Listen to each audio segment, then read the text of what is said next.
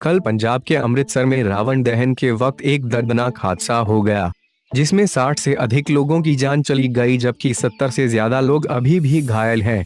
आपको बता दें कि यह घटना उस समय घटी जब रावण दहन किया जा रहा था और लोग रेलवे ट्रैक पर खड़े होकर अपने फोन से वीडियो बना रहे थे। इस हादसे में कुछ लोगों की मौके पर ही मौत हो गई। 60 से भी ज्यादा लोगों को मौत के घाट उतारने वाली DMU ट्रेन की तस्वीर सामने आई है, जिसमें ट्रेन के इंजन के पास लोगों के खून के निशान लगे हुए हैं। आपकी जानकारी के लिए बता दें कि यह ट्रेन पठानकोट से अमृतसर आ रही थी और उस समय रावण दहन की आतिशबाजी के कारण लोगों को ट्रेन की हॉर्न सुनाई नहीं पड़ी, जिसके कारण लोग इसकी चपेट में आ गए। इस हादसे के लिए रेलवे प्रशासन को भी जिम्मेदार ठहराया जा रहा है, क्योंकि लोगों का मानना है कि वहां से गुजरने वाले बाकी सभी ट्रेनों की रफ्तार धीमी थी, लेकिन DMU ट्रेन की स्पीड इतनी थी कि लोग कुछ समझ पाते उससे पहले ही यह दर्दनाक हादसा हो गया।